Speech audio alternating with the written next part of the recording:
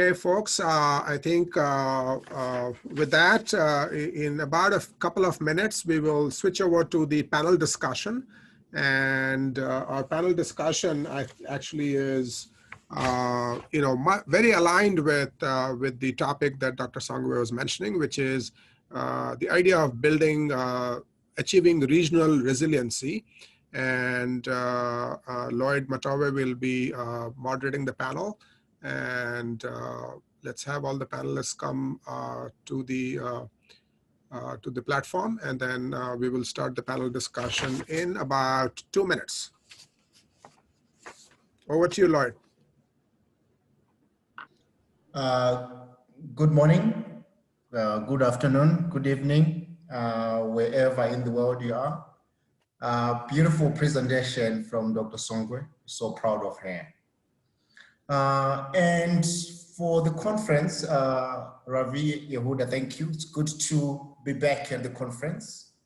And for most of you on the platform, it's wonderful to meet up again at this prominent supply chain conference, which together we have arguably made the premier global health supply chain conference. And of course, this year has been unprecedented in history.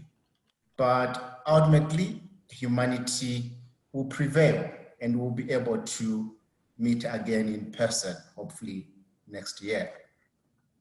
So this afternoon, I have the pleasure to introduce to you the first panel for this conference. And this panel is entitled South to South Solutions for Local Problems. Achieving supply chain resilience through local partnerships and technology.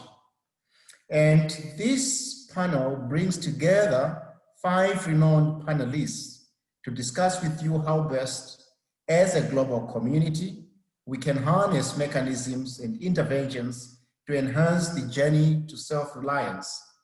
And each one of our panelists will speak for about 8 minutes, and leaving us ample time to field questions for discussions.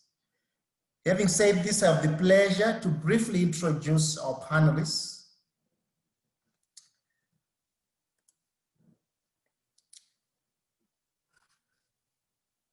I have the pleasure this afternoon to introduce our panelists. And the first of our panelists is Clinton D'Souza. Clinton is the current general manager of PICMA and managing partner of Sales and Consulting. Clinton has spent his 26 years in private sector supply chains, and with the past 10 years being focused on applying private sector best practices in the public sector. In addition to his focus on supply chains, Clinton also spends time working on investments in Africa, and he has got a keen interest on logistics, wholesale, distribution, and pharmacy supply chains. The second one of our panelists this afternoon is Mr. Marlon Banda. Marlon Banda comes from Zambia and is the director of the pharmaceutical services at the Christian Health Association of Zambia, and formerly the past president of the Pharmaceutical Society of Zambia. And Marlon oversees and directs the design and execution of church health sector product procurement, not only for churches, but across Zambia, and has been a key driver across the response to COVID-19 pandemic in his country. He is a pharmacist with 30 years of experience and has worked in different countries and in different forums for supply chains and pharmacy. The third of our panelists is Robert Kimbui. Robert is a senior manager, a GPH supply chain operations with J&J. He is based in Nairobi, Kenya, and he's a pharmacist, by training, with a keen interest on driving change in the supply chain space. The fourth of our panelists is Marasi Mwencha. Marasi is very well known to most of us in the supply chain space in public health. He is the head of supply chains for the Global Fund. Marasi is an accomplished and recognized supply chain thought leader who has a proven record of strengthening supply chains across Africa and globally. And having recently joined the Global Fund, he brought to the Global Fund zest and an agenda to focus on change, governance, data innovations, and smart partnerships to guarantee resilient impacts. Marazi says he's an ardent football fan, and we can't wait to wish away COVID-19 so that he can get back his boots and start playing. And the final, not least, of our panelists is Shamila Raj. Ms. Raj is the Deputy Division Chief for USAID's Commodity Security and Logistics Division. Over a period of over 15 years, she has worked to improve the availability of essential health commodities in more than 40 USAID-supported country programs. Ms. Raj holds a Master's of Science degree in Development Studies from London School of Economics and Political Studies. Ladies and gentlemen, with no further ado, I invite Clinton to cut the ribbon and to set the scene for this panel discussion. Clinton. Thank you very much, Lloyd. Good morning and good afternoon, everyone. And again, a big thank you to Ravi and to Yehuda and all the organizers of the GHSC Summit. It's wonderful to be back involved differently this year, but nonetheless back. So good to be part of the conference again. And thank you for the opportunity to spend a few minutes speaking with you. So just to sort of set the scene for this panel discussion, which is focusing on how do we achieve resiliency through local partnerships and technology, specifically looking at South-to-South solutions. I thought I'd start by just sort of explaining a little bit of the rationale for creating PICMA, which is a new entity that a few of us have created over the last couple of months.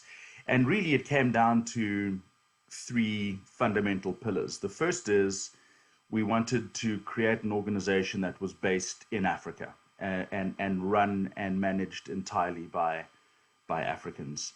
Second, it was to grow the expertise of local experts. And I'll get into that in a bit more detail, but really looking at the talent pool that is available in Africa and how can we play a role and our part in uplifting the skills base and the skills level so that we get more experts from the local region to solve some of the local supply chain challenges and problems.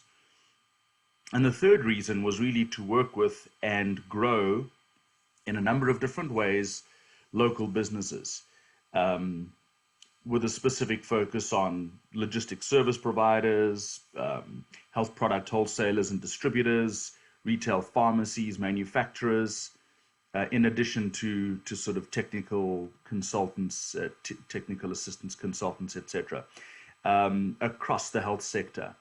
So, this was one of the core reasons why we wanted to create and nurture our PICMA. So how have local industries coped through the COVID crisis? I really don't need to say anything more. Dr. Songwe covered this extensively and extremely eloquently. And thank you again to her. What a great opening conversation this morning. But I would echo that from our very limited perspective, generally we've seen that companies have fared quite well in the supply chain and healthcare space. Obviously, the number one word, and I'll use this a couple of times, is pivot. So we'll get to that in a second. From a global health perspective, if we look at the traditional work that many of us are involved in, providing technical assistance or supply chains of products into Africa on behalf of donor-funded programs, obviously there's been a lot of disruption. Certainly, first and foremost, the whole logistics market got impacted by all sorts of things, from travel restrictions themselves through to borders being closed, through to manufacturers no longer having the mandate to export, through to the inability of sort of new players trying to insert themselves in the supply chain, poor product quality, etc. So a number of disruptions have certainly happened.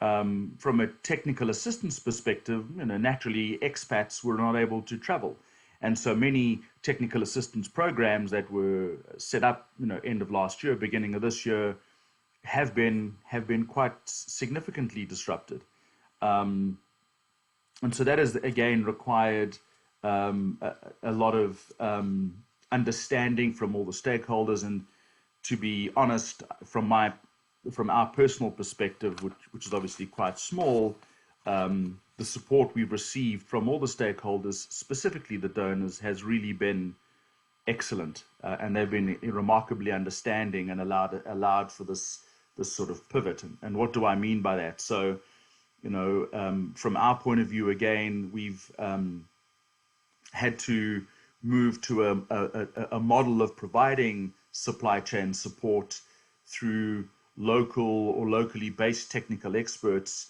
and having some of our more seasoned regionally based experts, South Africans, etc., not being able to travel, and really playing more of a project manager type role, and then really working with folks on the ground in the countries that we've been supporting, countries like Ethiopia and Niger, Guinea-Bissau, and other places, to continue to provide supply chain technical assistance to host governments.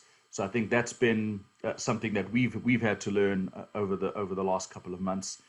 The second has been, and not just us, I've seen this across the sector, has been a fairly dramatic increase in digital training platforms, the ability to create videos, and the ability to have folks in countries still have access to best practices training through different media that works in the current setting, not necessarily something that is streamed, etc. So I think there's been certainly the digital, the increase in the digital role has been quite profound and dramatic. Just a final two observations from me before handing back to Lloyd. And this is something that was happening pre-COVID, but I think is something that we're likely to see accelerate. Certainly has accelerated and will continue to see accelerate, which is the way that pharmaceutical manufacturers view Africa, and the way that they are distributing their commodities through Africa. And what we've seen in the last couple of years, accelerated this year, is that many of the manufacturers are creating new partnerships with regional or continental based above market wholesalers and distributors.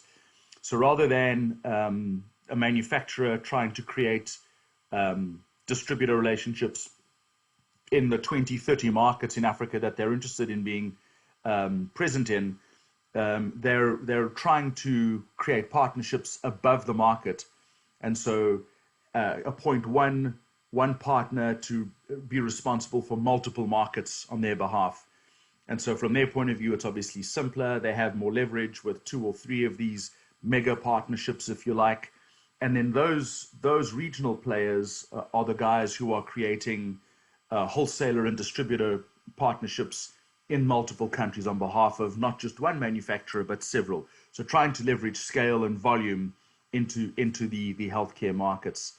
And so we've seen quite a big shift. Obviously, there's a number of benefits, not least one of them is data. If you get these above market wholesalers engaged, then you're able to, in theory, expect more information from individual wholesalers that you could roll up and give to the manufacturers. So that's sort of one other trend that we're seeing.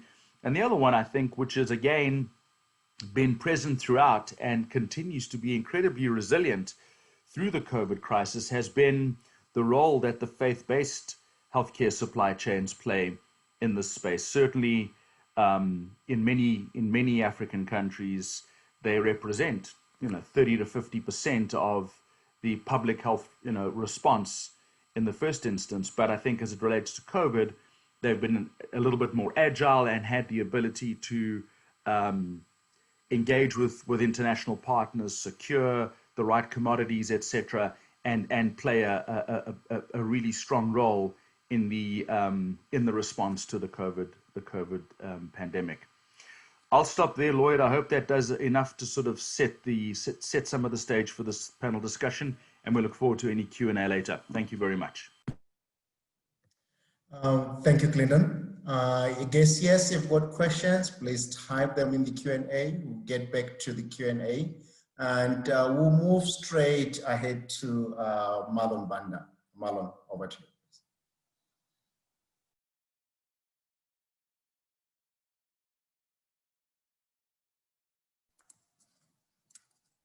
Marlon? Okay, while we try to get Marlon, maybe it's technology, we can move ahead. Robert, can you take the stage? Can you hear me? Yes, we can hear you, Marlon. Oh, there he is. Okay, Marlon, please go ahead. I forgot to unmute myself, but yeah, I was saying thank you, Lloyd, for chairing this, and then also to the organizers for convening this, despite the serious challenges of COVID. So congratulations for pulling this off. Thank you very much to Dr. Songwe for that keynote address. It really lays the ground for what we are discussing in this panel. So I'll get straight into that. What I want to do really is to speak about some of those regional perspective for South to South activities where countries, partners within the South support others, learning lessons from one another and advancing from there to create value and to advance supply chain concerns. Quite clearly, African countries are still reeling from the effects of the measures of COVID, such as lockdowns, that have been taken to contain the spread of COVID. Now, these have been quite painful, but as Dr. Songwe pointed out, some of the measures really created an atmosphere, facilitated some responses that will carry forward into the future. And some of these, I want to say from the onset, have been owned and propagated by the leaders. So one of the things that we have seen in this COVID response is that African leaders have mobilized and got together. The discussions, engagements that I've had have been at unprecedented speeds, if you like. And the quick responses by African countries have meant that they were able to avoid large-scale loss of life as seen elsewhere. The 1.8 million infections and 44,000 deaths recorded on the continent by mid-November are still a great loss, but obviously they are far from the catastrophic predictions made earlier in March and in April. The Africa Center for Disease Control has recently warned that there might be a fresh wave of infections, but we think that, with the lockdowns easing, still people are observing the measures to stem and to slow the infection. Now, going back to that theme of the strong leadership, we think that the strong leadership displayed by African countries during the pandemic is certainly a lesson for others. The strong leadership has been undergirded by good science. And this has meant that African countries have resorted to their scientists for advice based on research for treatments and for vaccines. And an example of this has been seen in West Africa, in Senegal, where local initiatives have worked in this area and produced products that have now become available to others in the sub-region. So global solidarity may have been lacking in the fight against COVID-19, but in this region, collaboration has been there and has been demonstrated. And Africa CDC Director John Gengesong pointed out that the continent came together very quickly around the COVID fight. And one of the decisions taken was to develop a platform, for example, which I was referring to in West Africa, to train 100,000 health workers for the common procurement of diagnostics and other medical supplies. And that led to 12 million tests being conducted. A number of other countries also developed impressive testing programs and even developed home test kits that have been made available elsewhere. In South Africa, an army of health workers with experience in HIV and tuberculosis were used to contact trace COVID cases. So they used their experience, their knowledge in dealing with HIV and TB and applied that to trace contact for COVID. So this shows that those experiences that are already present in the South can be used and have been used and adopted by other countries. Focusing on specific areas of collaboration, Dr. Songwe mentioned the area of local manufacturing of medicines. Now, this is one of those areas where, COVID hit and we realized that we were very exposed because we didn't have our own supplies. And so building on initiatives that were already in place, African countries have accelerated efforts to develop strategic plans that go into developing a local manufacturing capacity that will provide answers in situations such as we found ourselves. We found, for example, in Zambia that we ran short of certain products for the treatment of HIV just because the logistics became difficult. The flights were not coming into the countries, and so you run the risk of running out of medicines. Now, the local pharmaceutical industry is, we think, context in a situation where there is growth in the market. Countries consume about 90% of their requirements from imports from India and elsewhere. Working together, African countries can establish and augment the capacity for local production to take over some of that market locally, and even start to reverse the trade and start to export. As early as 2005, World Bank shows I'm out of time, sorry. Yeah, identified that Africa, South Africa, Kenya, Nigeria, Zimbabwe have the industrial capacity that can be made available to produce medicines for export and for domestic consumption. And the African countries now are using this knowledge and the capacity that's there to develop the industry that will speak to development in this area. Another area which already mentioned by Dr. Songo is the area of pooled procurement, and so I won't go into that, but there have been questions even on this forum already related to regulation and how regulation can be inhibitory for movement of products between countries. And various countries, especially in the sub-regional blocks, are working on this and are creating alliances that help harmonize regulations for medicine movements in different countries. In SADC, for example, there is created a body called Zazibona between SADC countries that are adopting CTD format for medicines regulations and other initiatives that will facilitate movement of products between countries. So Lloyd, my time is more than gone. I think I'll leave it there and maybe continue the discussion in the question and answer session. Thank you very much.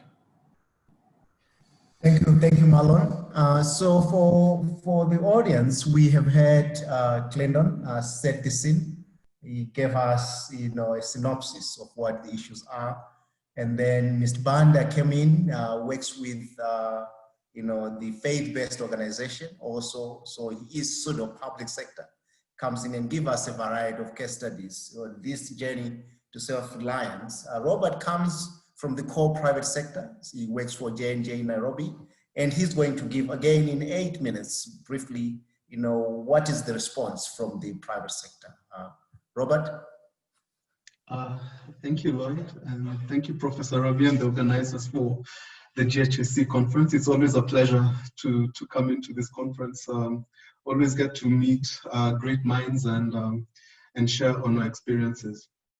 So, as Lloyd has said, I do work for Johnson & Johnson, the global public health program that has a core mandate of ensuring there is access to our life-saving products to our patients that need it the most. So just as it has been alluded to by Dr. Songwe and all the other previous speakers, is that the COVID-19 pandemic has honestly highlighted some of the challenges that we face in various supply chains activities across Africa. When we joined in as Johnson & Johnson GPH, we started our work by first doing deep dives across various African countries. And what we established is a lot of the challenges that are faced in each of our environments are very similar. And a lot of work has been done in this space by a lot of partners, and a lot of funding has gone in to try and improve the supply chains within the public health space. But that said, there's still a lot of gaps, and these were actually enhanced within the COVID-19 pandemic. We noticed that as has been alluded to before, there was enhanced product distribution disruptions with the closures of various borders. There were some regulatory challenges as well with various countries that basically saw a disruption in supply of various essential commodities. And how do we all come together to ensure that this collaboration south to south across Africa can actually work? So what we did is we found that there are 4 main key issues where we think collaboration would be highly felt, and we're trying to work towards ensuring that is in play.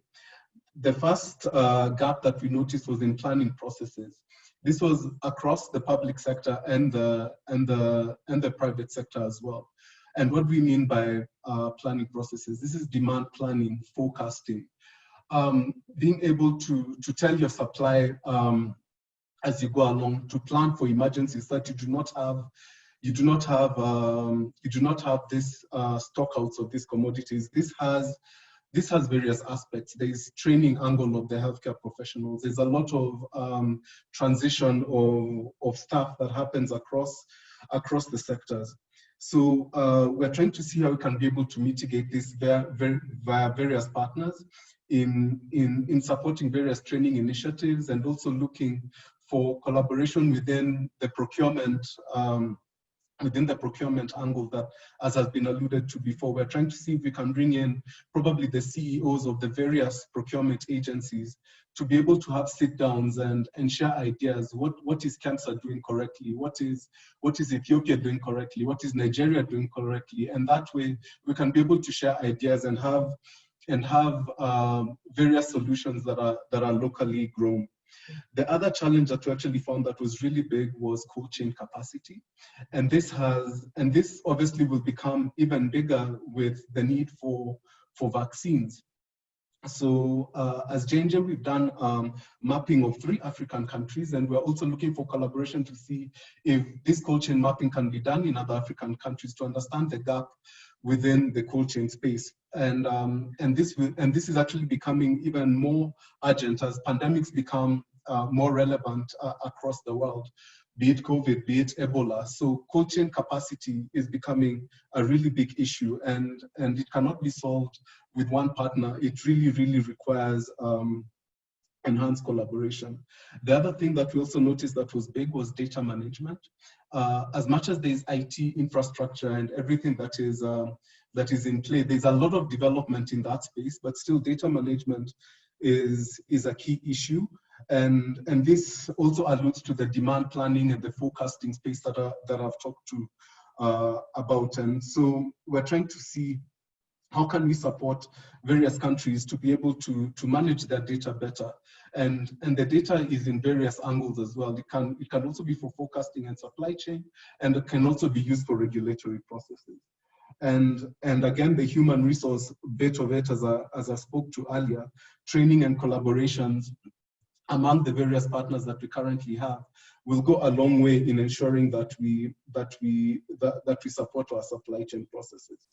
Again, route to market access was also an issue that we noticed, and this has actually really been elaborated by Dr. Songwe's speech. So what we're trying to do is, how do we also enhance local manufacturing capacity?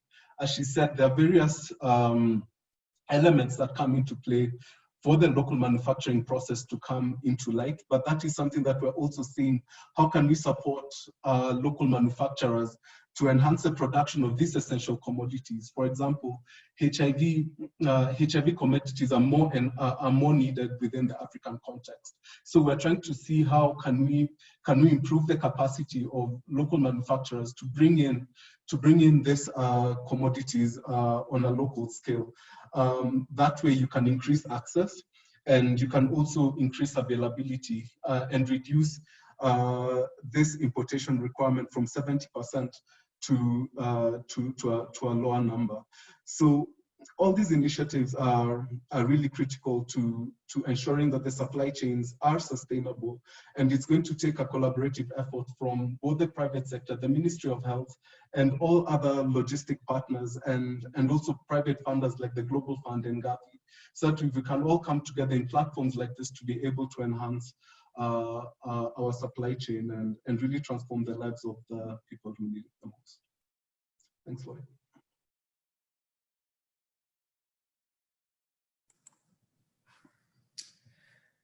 Thank you, Robert. Okay, again, when we speak public health supply chains, it's almost imperceivable that we can speak about public health supply chains without mentioning the Global Fund or USAID. And our next speaker is Marazi. Marazi, as I said in the intro, recently joined the Global Fund to lead their supply chain initiatives. So Marazi will speak with us again, focusing on the journey to self-reliance as in South-to-South collaboration. What is it that we can do on our own? What is it that we can do for each other? So Marazi, over to you. Thank you, Lloyd, and good morning again, everyone. Thank you for the organizers as well as the fellow panelists. So I think my role today is to talk a little bit more from a global level in terms of global financing institutions and how we can support the South-to-South collaboration, as well as how it relates to supply chain strengthening efforts. I think to begin with, I wanted to set the stage of how we see the vision of supply chain within Global Fund. Where we're working towards accelerating the development of agile, people-centric supply chain systems that help improve access to commodities that are quality assured and affordable for populations across the world. And I think the conference organizers aptly titled this conference around supply chain resilience, and especially in the era of COVID, being prepared, responsive, and recovery has been really the theme of the last 6 months for many of us in our respective countries, institutions as well. And Global Fund has really been at the front and center in working with multiple countries to support financing and procurement of diagnostics, therapeutics, and other COVID-related supplies. And so Along with this, we're trying to ensure that resilience in supply chains is maintained, because I think one of the things that COVID has taught us is supply chains are perhaps even more important than before. Now, specifically, we'll work around a number of areas where we combined help to use to strengthen the resilience of supply chains, with a focus first and foremost on advocacy to make sure that the right types of attention is being given to supply chain in multiple countries, making sure that we're able to professionalize the capabilities of the individuals responsible for those supply chains in country. As the fellow panelists were talking, also regarding the digitization of information systems that will also be used to improve availability, quality, and analytics of data. We're focusing on availability and access to medicines as well. And last but not least, making sure that we're able to support country stewardship efforts to drive that journey towards self-reliance and sustainability. So with that said, there's quite a bit of focus on South-to-South solutions and how they work best, right? And South-to-South solutions, in essence, focus on making sure we have the right sharing, learning, and exploring of opportunities across different countries, so that different countries are able to complement and leverage either joint financing or technical assistance that is able to have resilient impact in their specific countries. And these horizontal partnerships, if I may call them, are really based on the principles of equity, trust. What is the benefit for me as a country if I have someone from another area supporting me, as well as the long-term impact of that. And this really has been at the heart of what we as a Global Fund have been focused on in our support model, right? Where we see ourselves very much as the interlocutor and facilitator of these conversations that will help different countries leverage individual strengths to promote partnerships, the right policies, and leveraging of the right expertise in supply chain to foster that improvement. Now, Robert earlier on talked about leadership. Marlon also talked about leadership. And that's an area where we've been focused on and building the capacity and professionalizing that as well. So along with Gavi, with USAID, and even with Johnson & Johnson, we've been talking the past few months as how do we make sure that we have coordinated leadership and development approaches that draws on the strengths of individual countries and strengths of different partners and programs as well, while making sure that these lessons learned are important and taking into account prior implementations. And one such example we recently did was support a team from the Center of Medical Stores in Malawi to visit their counterparts in Uganda as a way of having that leadership exchange, which we feel is really important as we move forward the agenda of South-to-South collaboration. There's been a big focus on technology, and my fellow panelists talked about this as well, and how it is vital to leverage technology to achieve resilience through local partnerships as well. And we focus quite heavily on information systems from the Global Fund perspective, which are important in making sure that we're able to collect, analyze, as well as communicate the effective use of data for decision making. Now, in a number of countries, we're funding multiple information systems implementations, whether they're ERPs, warehouse management systems, or LMISs. And I think that presents a huge opportunity for countries where we're talking about the same system to be able to ensure that the learnings in one country can be applied in another. So I think that's another big area of potential for the South-to-South collaboration and learnings that can foster supply chain improvement. Now, COVID has taught us quite a bit, right? It has brought to light the fragility of our supply chains, but from an advocacy standpoint of view, it has also emphasized the need to make sure that our supply chains are resilient and they are an essential part of our health system. And earlier on, Dr. Songwe talked quite eloquently regarding how the private sector engagement is important to augment the public sector, which is an area where we focused on in our initial COVID response. But most importantly, one of our learnings from COVID has been the fact that, as Clinton mentioned, many of our partners were not able to go and provide the right level of support in countries during the lockdown.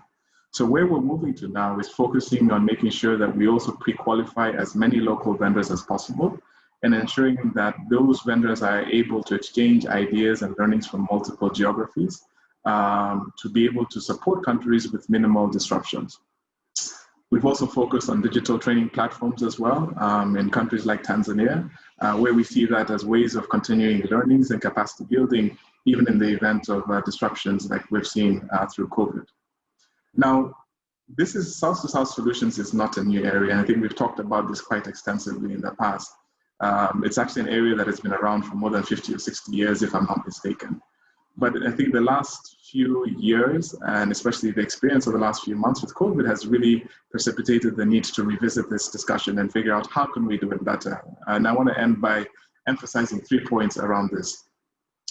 First and foremost, I think as donors, it is, I think, beholden upon us to make sure that we're able to facilitate more productive engagements that are able to reap the full benefits of the South-to-South solutions and collaborations that do exist. And so that's something that we take upon ourselves. And as I mentioned earlier, we are learning that and focusing on even the suppliers that will be supporting Global Fund over the course of the next 3 years will very much have a different face and look regarding that.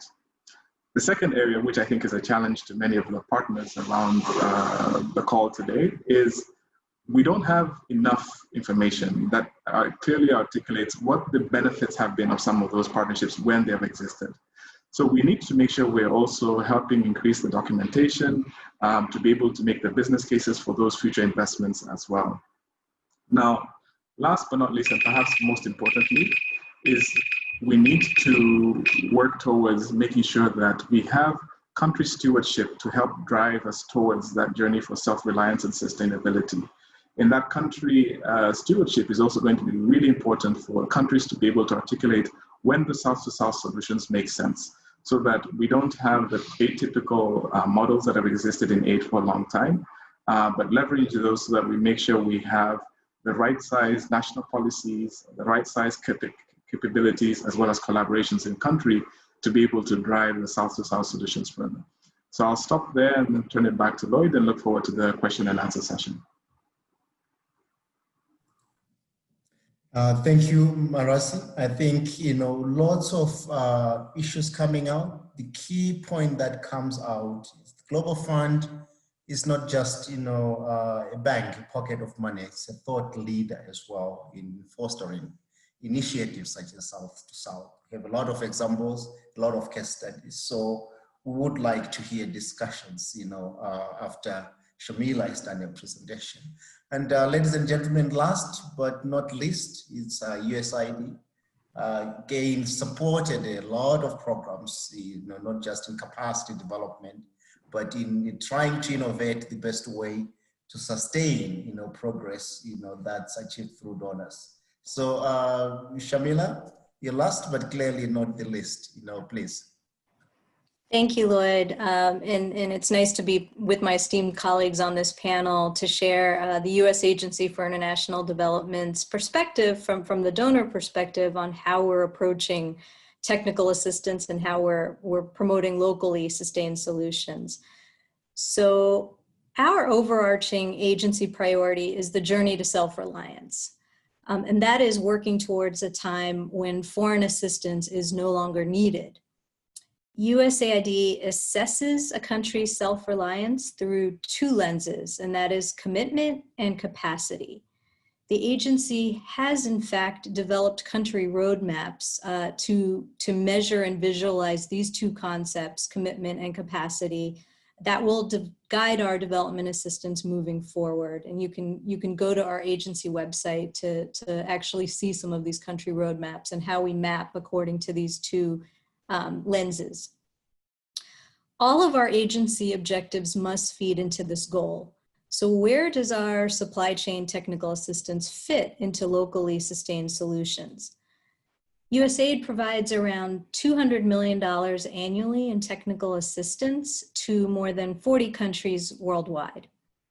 While we recognize that the role of US-based implementing partners is important in carrying out our technical assistance, it is worth pointing out that the work on the ground is still implemented locally, and everything we do is aimed to strengthen the local systems, either through the Ministry of Health or through NGO programs.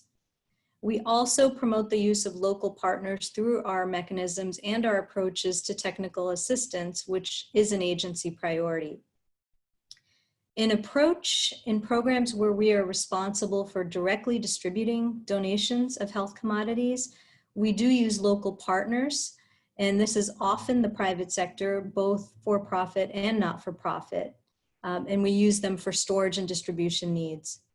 There are multiple local third-party logistics providers that we utilize in programs that include DRC, Haiti, Malawi for warehousing and distribution. We find that this works well, especially when we do incorporate performance incentives. There are other examples of technical assistance that you may not be as familiar with, and information systems is one area. A large portion of our technical assistance budget actually goes to support electronic logistics management information systems. And we have invested in the development of platforms to facilitate both the collection and utilization of data. In recent MIS development project, we have asked our selected software vendors to partner with local vendors to transfer knowledge and incorporate them into implementation. This has happened in countries like Malawi and Nepal, where local entities can provide level 1 and level 2 capabilities. So in other words, they may not be able to change code, but they can assist in help desk, troubleshooting, configuration training, and in other ways. There may have been challenges in our contracting processes. That's always a challenge when you work with us, but as bidders may not always demonstrate the readiness and across all areas. So we have in turn softened our language in our bids to include knowledge transfer, as well as provided technical assistance to strengthen their technical capability and to basically be able to contract with us successfully. So now we're pleased that some of these local vendors can now subcontract directly with our prime contractor. So we plan to continue this approach in other ELMIS country projects. We also awarded a small grant to a supply chain academic partner, Arizona State University, and this was part of a grand challenge for supply chain that we conducted jointly with the Bill and Melinda Gates Foundation. The grant was to develop a learning application to teach supply chain principles to health practitioners with commodity management responsibilities. So the app, which we named ShipShape, is available through Google Play and the Apple Store. We thought this was innovative, something different that we had not tried from the traditional trainings, but what was truly innovative was actually ASU's partnership with Kwame Nkrumah University of Science and Technology in Kumasi, Ghana. While ASU brought the technology and the innovative gamification approach to learning, KNUST offered local knowledge and context in order to test the app in a real-world public health setting. This was necessary in order for us to assess impact. They have in fact taken this partnership even further and was recently awarded an additional project from USAID's Global Development Lab to establish a Center for Applied Research and Innovation in Supply Chain Africa, and this is what's known as CARISCA, which some of you may have heard of. So one of the goals will be to make KNUST a preeminent institution and source of supply chain management expertise. Looking ahead, USAID is in the process of redesigning our next generation global health supply chain suite of programs. Our next gen supply chain program will continue to advance the journey to self-reliance and support country-led procurement, supply chains, regulatory systems, pharmaceutical services, and other related functions, things that were mentioned and discussed on this panel this morning. We want to continue this trend of not only engaging with local institutions, but using them to implement our technical assistance, in addition to accelerating the utilization of private sector capabilities. If you log onto our website, you can see descriptions of these various awards. They've been out for public comment. So in summary, and I want to leave some time for questions on this panel, as my other colleagues on the panel have noted, from a donor perspective, we too don't want to see business as usual. We are so serious about it that in fact we have set for our technical assistance projects a technical independence indicator that we have rolled out this past year. And this indicator measures the percentage of targeted supply chain technical assistance activities in which the host country entity has actually achieved technical independence with our project support. So it's not easy to measure technical independence and sustainability, but it is necessary if we are serious in our journey towards self-reliance. So thank you for the opportunity to share this perspective, and I do wish everyone fruitful discussions over the next couple of days to learn from one another. Thank you. Thank you, Shamila. We have about 10 minutes or so for Q&A. The first question, Glendon, comes to you. Somebody was asking the question, what can be done to promote data transparency? And this person was asking from the background of unwillingness of different entities to share data. Glendon, over to you. Yeah, I mean, the context of my comment was when you're dealing with local distributors, pharmaceutical wholesalers and distributors in Africa, specifically those that are exclusive distributors of certain products or on behalf of certain manufacturers, getting sales data from the commercial market is very difficult. In fact, the wholesalers hold on to that data and don't want to share it because that is their IP. And so the idea of creating an above market wholesaler strategy is that the above market wholesaler then goes into a particular country and appoints one or two distributors in that market on condition that the wholesaler is going to share sales data with them, and they will then in turn share that with the manufacturer. And where the leverage comes in is rather than, for example, J&J going to wholesaler A in Kenya and trying to negotiate an exclusive arrangement, by going to an above market wholesaler, and let's say it's Pfizer, GSK, Merck, a couple of manufacturers go to the same above market wholesaler, all of a sudden that above market wholesaler has more leverage in the market to demand that they get sales data back. And if distributor A doesn't want to represent all of these products across these manufacturers, then you go to the next one. And so you're switching the leverage to, you're pulling the levers differently in this model versus a traditional model in order to gain data back from the market. If you look at organizations like IQVIA, I'm sure there's someone on this call from IQVIA. Their model is built around, or part of their business is accessing, buying pharmaceutical sales data in developed markets, and from there manufacturers are able to do all sorts of interesting things, including plot and plan future investments, how they're going to launch new products, etc. But in Africa, because of the model, there's so little data available, and those that have some data really hang on to that data. And so trying to think about how to switch that around and change that to create far more visibility of what's going on in the country versus, we rely mostly on, India export data at the moment as proxy data to sort of figure out consumption of commercial products in these markets. So trying to sort of switch that up is part of what we're trying to, what this model tries to or attempts to try and achieve. Hope that helps. Thanks, Lloyd. Thank you, Glendon. Robert, still on data briefly, somebody is asking, what's the involvement of J&J in data management? And, do they have any, sharing practices of data? And before you respond to that, Robert, there's also a request from you, if you could share, the results of the cold chain mapping that was done in 3 African countries. Robert. Thanks, Lloyd. Just as Clinton has said, we regularly share our data with IQVIA, which is the main data sharing platform across Africa. But also to support that, we are having a pilot program with South Africa called the Visibility and Analytical Framework, where we're trying to provide a data analysis platform.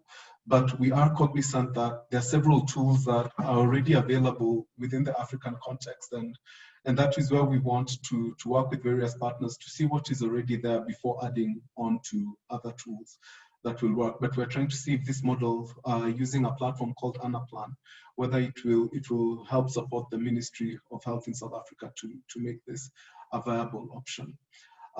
For the cold chain mapping, this has just been finalized. So we intend to share this first with the Ministry of Health, with the Ministry of Health of the various countries, Kenya and Botswana. South Africa is still ongoing. And after that, we'll make the data available on the Global Public Health website and via the various ministries of health.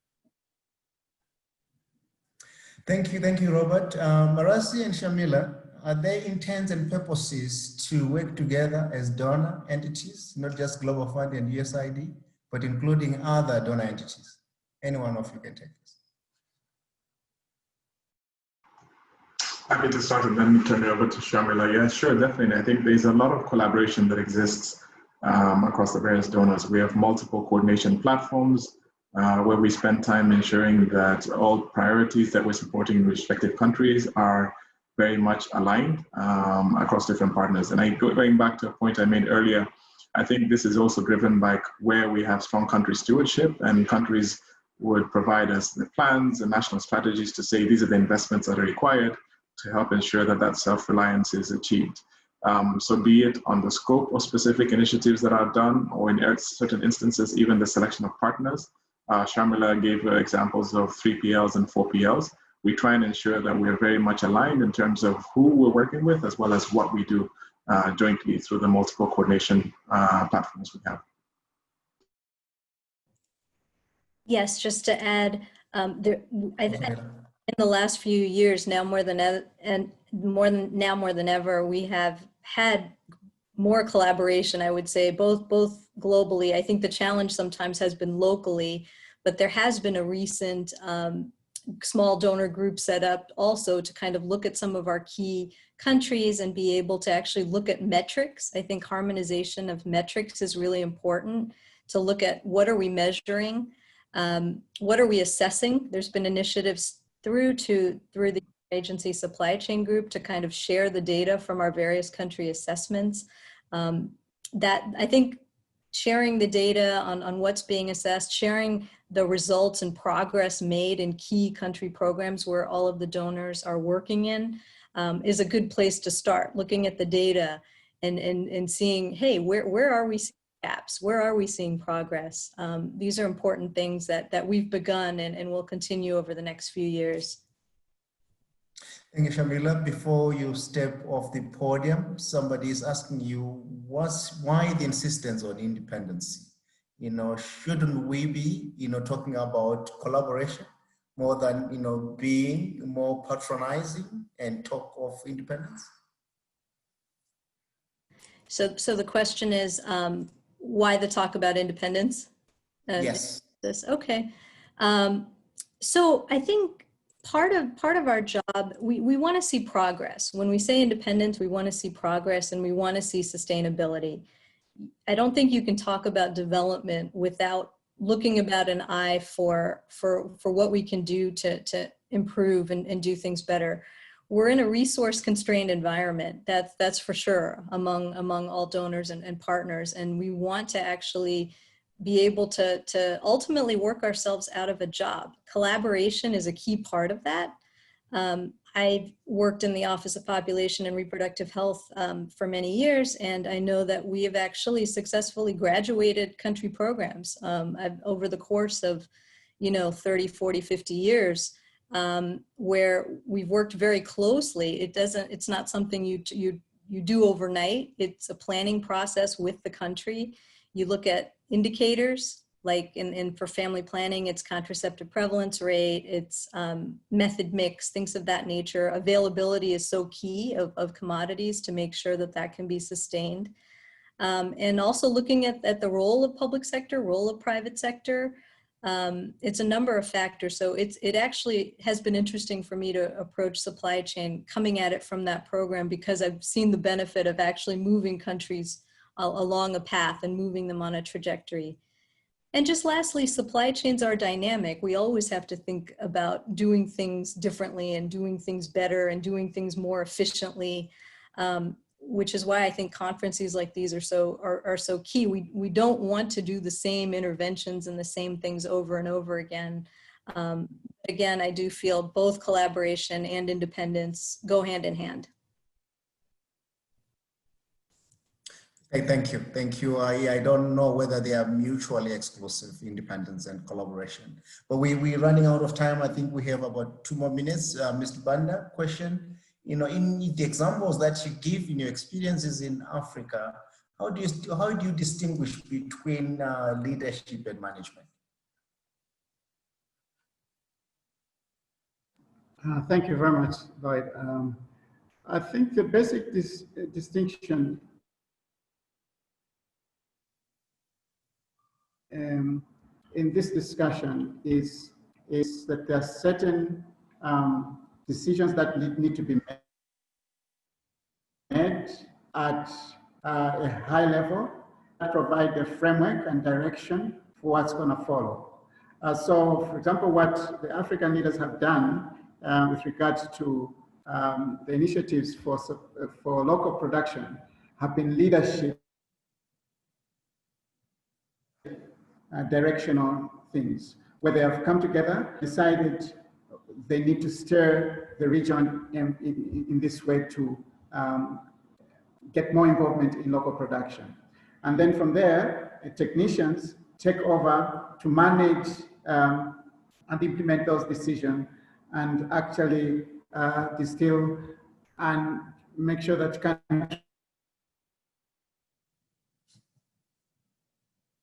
countries then adopt at high level. So in this regard, what the countries then are doing with regards to harmonization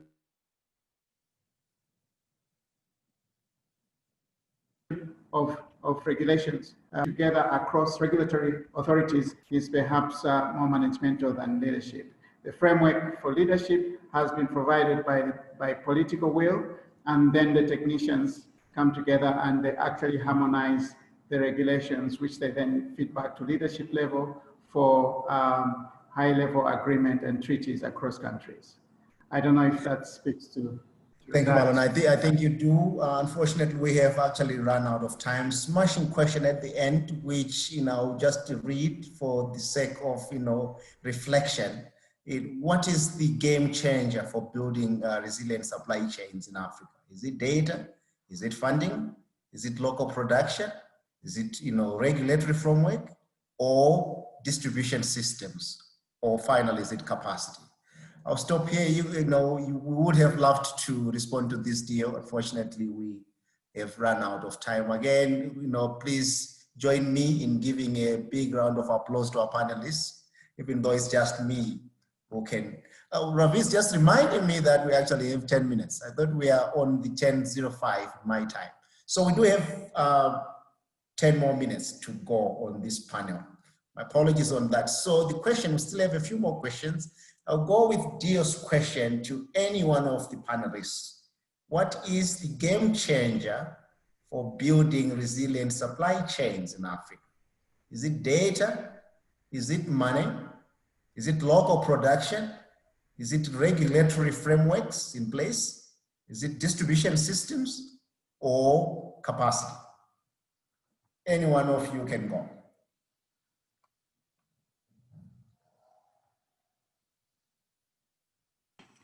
This is Clinton. I don't mind trying. What a great question. So I don't know that I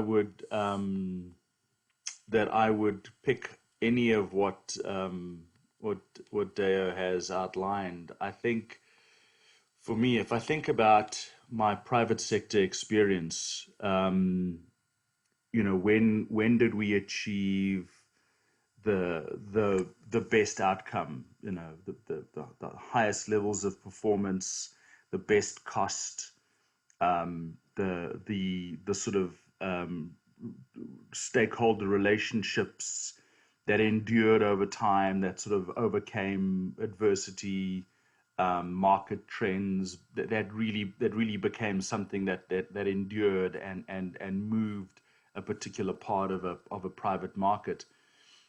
I think it came down to all the role players recognizing their own strengths and what part of the chain they were going to be, really responsible for and become excellent at.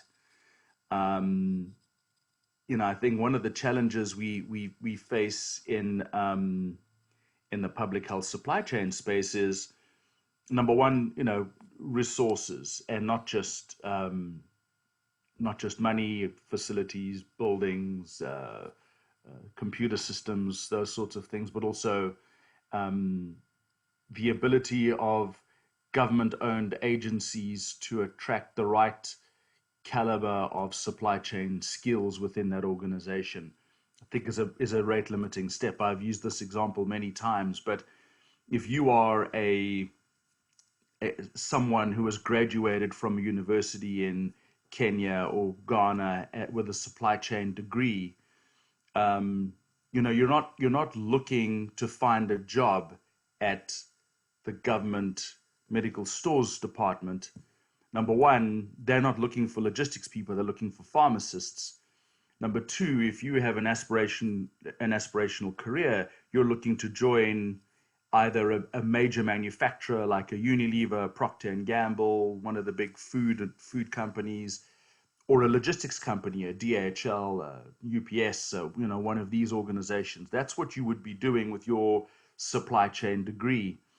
And so I think there's a sort of mismatch between the ambition to grow, to build resiliency and sustainability out of a government-run supply chain, and where the real talent for supply chain goes in these countries. And so I think that if we can get to, and I think Marasi talked about this, the shepherding role, and I think Marasi, you were sort of beginning to go down, this road of everyone needs to play their role. What are the right roles for individuals to play? What's the role for a donor? Should donors, for example, be building warehouses? Should they be, what should they do? What shouldn't they do? And I think that's a much harder political discussion to have. But for me, the road, if I look again, reflecting on my commercial experience, this is when I've seen it work best, when the right people are investing in the right things for the long-term benefit of their organization and for the partnership as a larger sort of utopian goal, if you like. So, but what a great question. I'm curious to hear from the other panelists. Thank you. So Dale, I think that's an excellent question. I think it's difficult to point to one issue as being the panacea of all supply chain challenges. I will caveat by saying that I think it has to be context specific. So for example, in Ghana, it could be how you're leveraging information systems as one of them, right? So I'll give you, I think, a few areas where, if done right, can help with that transformation. One, I think, is professionalizing how we leverage all the capacity that's been built. And Clinton touched about that, so I won't elaborate on that. Number two, I think an area that has perhaps been underserved and utilized is the way in which we invest in digitizing information systems and using that data to drive supply chain operations improvement. That, I think, is a second area where we need to focus on. Thirdly, surrounding how we improve access to commodities, right? How have we leveraged private pharmacies? How have we leveraged 3PL players, 4PL players to improve and make access to commodities much more efficient, both time-wise and a cost perspective? That is important. And then to the last point, again, just echoing what Clinton was saying, is we as stakeholders, whether you're serving as a role as a donor, implementing partner, a policymaker, needs to take into account what can we respectively and individually do much better to drive that improvement. So whether it's focusing on local production or outsourcing my distribution system, each one of us has a role to play in driving that conversation forward to ensure that we can move closer towards self-reliance and sustainability. Okay, thank you, Marasi, Clinton. Theo, I wish you were able to give us your perspective on your own question. But we have 2 minutes now, so I don't think I can get some 10 minutes from anywhere else. Last time I was lucky, I got some. Shamila, last question. How is USAID and stroke its partners assessing technical sustainability readiness? So I think I mentioned the sustainability indicator, which I see I'm getting a lot of questions in chat about. That is one metric because but it's very ambitious because again, it's measuring a whole subset of different supply chain activities or across different technical categories. So it is a complicated process. I can follow up with some resource information following the call. But it is something we're looking at with respect to our supply chain technical assistance in terms of, you know, what activities we have country work plans through our implementing partners that do things from year to year, and we want to be able to refocus and shift according to the progress that we see. In terms of sustainability, I alluded at the beginning of my comments, overall sustainability, the agency's journey to self-reliance that's weighted across commitment and capacity. To the earlier point, I think that's a relevant topic too about what's a game changer. I do feel leadership is so key to that and seeing that happen in our country programs that we support. But yeah, I think also, I think just being able to look, I think supply chain, it's important to point out in our agency, supply chain and commodities is one element of a larger whole. We have services, we have a range of health services that we have to work in tandem with. That's really important to keep in mind because we tend to think very much in a vertical supply chain is important. If we fix the supply chain, everything in health will be really important, but there's a lot more that goes into that, as we all know, and we have to work closer with in the different areas, and service delivery comes to mind too, because it's both services and supplies. And that's what's really going to be important too in looking holistically at sustainability of programs. Thank you so much. Please, I would like to say thank you to all of you. Again, you know, busy period, you know, it's evening in Europe and in Africa, and, you know, early morning in the United States. A really good panel. Thank you. I can applaud you, the panelists. Thank you so much. Ravi, I'm sending this back to you. See you soon, and thank you, Lloyd, for putting this together. Thank you, panelists. Really appreciate all the insights you have shared. So this brings the morning webinar session to a close. Thank you, everybody.